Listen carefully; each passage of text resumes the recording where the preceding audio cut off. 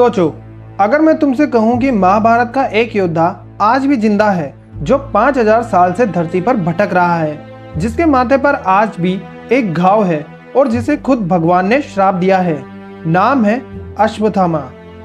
क्या वो सच में अमर है? क्या वो विलन था या बस एक दुखी बेटा? और उस रात ऐसा क्या हुआ जिसने उसकी जिंदगी को हमेशा के लिए बदल दिया? आज की इस वीडियो के अंदर हम जानेंगे अश्वत्थामा की पूरी कहानी। वीडियो को एंड तक देखना क्योंकि लास्ट पार्ट सबसे ज्यादा हिला देने वाला है।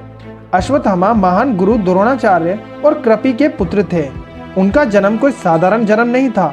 कहा जाता है कि जब उनका जन्म हुआ तो उन्होंने घोड़े की तरह आवाज निकाली, इसलिए उनका नाम पड़ा अश्व प्लस थामा। उनके माथे पर जन्म से ही एक मणि लगी हुई थी। ये मणि उन्हें कई शक्तियां देती थी। कोई बीमारी नहीं, कोई डर नहीं, कोई जंगली जानवर नुकसान नहीं पहुंचा सकता और अद्भुत शक्ति और ऊर्जा। लेकिन एक समस्या थी, गरीबी। द्रोणाचार्य इतने महान योद्धा थे, फिर भी उनके पास धन नहीं था। एक कहानी मशहूर है, छोटे अश्वत्थामा ने दूध मांगा पर घर में दूध नहीं था। माँ ने आटे को पानी में मिलाकर दे दिया। जब उसे पता चला कि वो दूध नहीं था, तभी से उसके मन में गरीबी और अपमान का दर्द बैठ गया। द्रोणाचार्य को बाद में हस्तिनापुर के राजगुरु बना दिया गया। वहां उन्होंने पांडवों और कौरव को शिक्षा दी। अश्वत्थामा की दोस्ती खासकर द्रोणाचार्य से हो गई। दुर्योधन ने हमेशा उसका साथ दिया, इसलिए अश्वत्थामा जीवन भर कौरवों के पक्ष में रहा। वो एक महारथी था। उसने दिव्य अस्त्रों का ज्ञान था, यहाँ तक कि उसे ब्रह्मास्त्र चलाना भी आता था।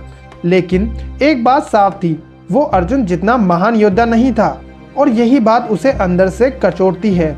अब शुरू होता है महाभारत का सबसे बड़ा युद्ध कुरुक्षेत्र में। युद्ध के दौरान द्रोणाचार्य अपराजित थे। उन्हें हराना लगभग असंभव था। तब एक योजना बनाई गई।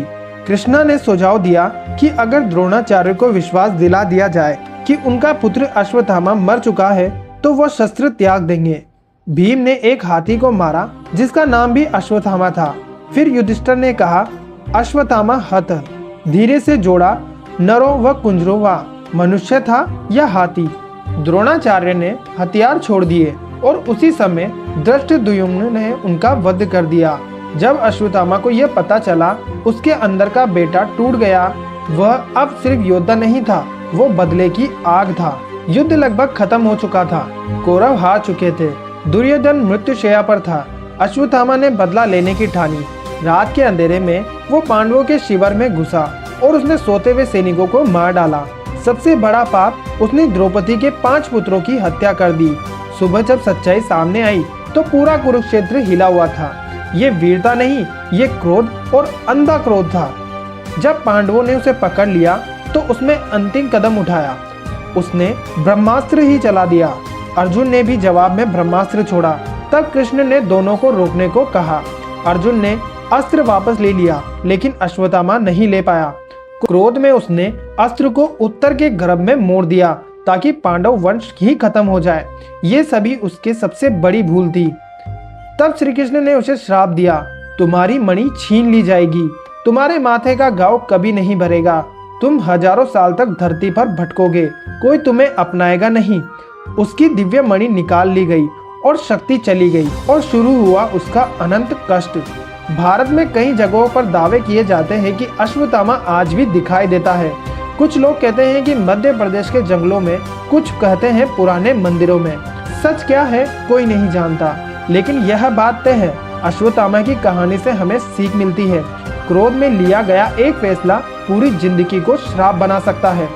अगर आपको ये कहानी पसंद आई तो वीडियो को लाइक करें और ऐसे ही महाभारत के रहस्य पात्रों की कहानी सुनने के लिए चैनल को सब्सक्राइब करें।